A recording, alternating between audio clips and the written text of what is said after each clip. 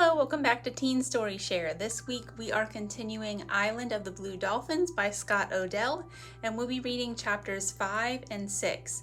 Last time there was a very sad scene. There was a battle scene. I won't spoil it if you haven't seen it, but the previous chapters of this book that we've read so far will be linked down below if you would like to get caught up. And just as a reminder, we would like to invite you to read along with us for our summer reading program. If you're not signed up yet, it's not too late to do that.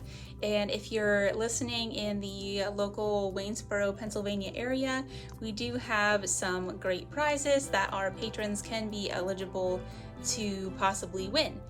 Basically, the way it works is for every 1 minute of reading time equals 1 point. And you can also earn extra points by doing challenges and coming to library programs. And for every 120 points, you get a ticket, and you can enter that ticket for a chance to win a prize basket. And this is for kids, teens, and adults. There's baskets for each age group. And we're also doing some special book set giveaways for the kids and teens. So you can find out more about that on our social media website, and that will be linked down below also. All right, so back to the story. Chapter 5. That night was the most terrible time in all the memory of Galasat. When the fateful day had dawned, the tribe numbered 42 men, counting those who were too old to fight. When night came and the women had carried back to the village those who had died on the beach of Coral Cove, there remained only 15. Of these, 7 were old men. There was no woman who had not lost a father or a husband, a brother or a son. The storm lasted 2 days, and the 3rd day we buried our dead on the south headland. The Aleuts who had fallen on the beach we burned. For many days after that, the village was quiet. People went out only to gather food and came back to eat in silence. Some wished to leave and go in their canoes to the island called Santa Catalina, which lies far off to the east. But others said that there was little water on that island. In the end, a council was held, and it was decided to stay at Galasat.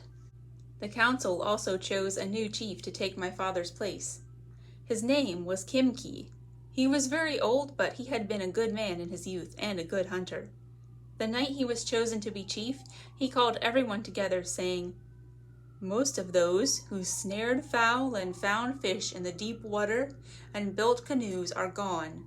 The women, who were never asked to do more than stay at home, cook food, and make clothing, must now take the place of the men and face the dangers which abound beyond the village. There will be grumbling in Galasat because of this. There will be shirkers. These will be punished, for without the help of all must perish." Kimki portioned work for each one in the tribe, giving Ulape and me the task of gathering abalones. This shellfish grew on the rocks along the shore and was plentiful. We gathered them at low tide in baskets and carried them to the mesa, where we cut the dark red flesh from the shell and placed it on flat rocks to dry in the sun. Ramo had the task of keeping the abalones safe from the gulls, and especially the wild dogs. Dozens of our animals, which had left the village when their owners had died, joined the wild pack that roamed the island. They soon grew as fierce as the wild ones, and only came back to the village to steal food. Each day toward evening, Ulape and I helped Ramo put the abalones in baskets and carry them to the village for safekeeping. During this time, other women were gathering the scarlet apples that grow on the cactus bushes and are called tunas. Fish were caught and many birds were netted. So hard did the women work that we really fared better than before when the hunting was done by the men. Life in the village should have been peaceful, but it was not. The men said that the women had taken the tasks that rightfully were theirs, and now that they had become hunters, the men looked down upon them. There was much trouble over this until Kimki decreed that the work should again be divided. Henceforth, the men would hunt and the women harvest. Since there was already ample food to last through winter, it no longer mattered who hunted. But this was not the real reason why autumn and winter were unpeaceful in Galasat. Those who had died at Coral Cove were still among us. Everywhere we went on the island or on the sea, whether we were fishing or eating or sitting by the fires at night, they were with us. We all remembered someone, and I remembered my father, so tall and strong and kind. A few years ago my mother had died, and since then Eulape and I had tried to do the tasks she had done, Eulape even more than I, being older. Now that my father was gone, it was not easy to look after Ramo, who was always into some mischief. It was the same in the other houses at Galasat, but more than the burdens which had fallen upon us all, it was the memory of those who had gone that burdened our hearts. After food had been stored in autumn and the baskets were full in every house, there was more time to think about them, so that a sort of sickness came over the village, and people sat and did not speak, nor ever laughed. In the spring, Kimki called the tribe together. He had been thinking, he said, during the winter, and had decided that he would take a canoe and go to the east, to a country which was there, and which he had once been to when he was a boy. It lay many days across the sea, but he would go there and make a place for us. He would go alone, because he could not spare more of our men for the voyage, and he would return. The day that Kimki left was fair. We all went to the cove and watched him launch the big canoe. It held 2 baskets of water and enough tunas and dried abalone to last many days. We watched while Kimki paddled through the narrow opening in the rocks. Slowly he went through the kelp beds and into the sea. There he waved to us, and we waved back. The rising sun made a silver trail across the water. Along this trail he disappeared into the east. The rest of the day we talked about the journey. Would Kimki ever reach this far country about which nothing was known? Would he come back before the winter was over, or never? That night we sat around the fire and talked, while the wind blew and the waves crashed against the shore. Chapter 6. After Kimki had been gone 1 moon, we began to watch for his return. Every day someone went to the cliff to scan the sea. Even on stormy days we went, and on days when fog shrouded the island.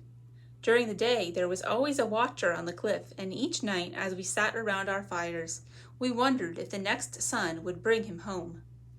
But the spring came and left, and the sea was empty. Kimki did not return. There were few storms that winter, and rain was light and ended early. This meant that we would need to be careful of water. In the old days, the springs sometimes ran low and no one worried.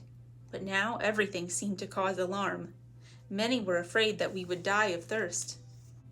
"There are other things more important to ponder," said Matasaip, who had taken Kimki's place. Matasaip meant the Aleuts, for it was now the time of year when they had come before.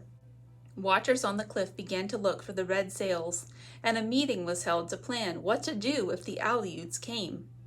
We lacked the men to keep them from landing or to save our lives if they attacked us, which we were certain they would. Plans were therefore made to flee as soon as their ship was sighted. Food and water were stored in canoes, and these were hidden in the rocks at the south end of the island. The cliffs were steep here and very high, but we wove a stout rope of bull kelp and fastened it to rocks at the top of the cliff so that it hung to the water. As soon as the Aleut ship was sighted, we would all go down to the cliff and let ourselves down, one at a time. We would then leave in our canoes for the island of Santa Catalina. Although the entrance to the Coral Cove was too narrow for a ship to pass through safely at night, men were sent there to watch the cove from dusk to dawn, besides those who watched during the day. Shortly afterwards, on a night of fine moon, one of the men came running back to the village. Everyone was asleep, but his cries quickly awakened us. "The Aleuts!" he shouted. "The Aleuts!" It was news we expected. We were prepared for it. Yet there was much fear in the village of Galasat. Matasaip strode from hut to hut, telling everyone to be calm and not to lose time packing things that would not be needed. I took my skirt of yucca fiber, however, for I had spent many days making it, and it was very pretty, and also my otter cape. Quietly, we filed out of the village along the trail that led toward the place where our canoes were hidden. The moon was growing pale, and there was a faint light in the east, but a strong wind began to blow. We had gone no farther than half a league when we were overtaken by the man who had given the warning. He spoke to Matasaip, and we all gathered around to listen to him. I went back to the cove after I gave the alarm, he said. When I got there, I could see the ship clearly. It is beyond the rocks that guard the harbor. It is a smaller ship than the one which belonged to the Aleuts. The sails are white instead of red. Could you see anyone? Matasaip asked. No. It is not the same ship which was here last spring? No. Matasaip was silent, pondering the news. Then he told us to go to where the canoes were and wait for him, for he was going back. It was light now, and we went quickly over the dunes to the edge of the cliff and stood there while the sun rose. The wind grew cold, but fearing that those on the ship would see the smoke, we did not start a fire, though we had meal to cook for breakfast. Instead, we ate a small quantity of dried abalone, and afterwards my brother Ramo climbed over the cliff. No one had been down to the rocks since the canoes were hidden, so we did not know whether they were still safe or not. While he was gone, we saw a man running across the dunes. It was Nanko, carrying a message from Matasaip. He was sweating in spite of the cold and stood trying to catch his breath. We all waited, urging him to talk, but his face was happy, and we knew that he brought good news. Speak, everyone said in a chorus. I have been running for more than a league, he said. I cannot talk. You are talking, someone said. Speak, Nanko, speak, cried many voices. Nanko was having fun with us. He threw out his chest and took a deep breath. He looked around at the circle of faces as if he did not understand why everyone was staring at him. The ship, he said at last, saying the words slowly, does not belong to our enemies, the Aleuts. There are white men on this ship, and they have come from that place where Kimki went when he left our island. Has Kimki returned? An old man broke in. No, but it is he who saw the white men and told them to come here. What do they look like? Yulape asked. Are there boys on the ship? Asked Ramo, who had come back with his mouth full of something. Everyone seemed to be talking at once. Nanko made his face stern, which was hard for him to do because his mouth had been cut in the battle with the Aleuts, and ever since it had always seemed to smile. He held up his hand for silence. The ship has come for one reason, he said. To take us away from Galas At. To what place? I asked. It was good news that the ship did not belong to the Aleuts. But where would the white men take us? I do not know to what place, he said. Kimki knows, and has asked the white men to take us there.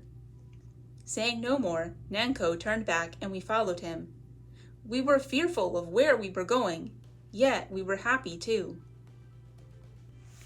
All right, and that is all we'll be reading of this book on Teen Story Share. So if you would like to find out the rest of the story, you can check this book out here at the library. And next month in July, we'll be starting a brand new story. So I hope you enjoyed this one. Have a great weekend and see you next time. Bye.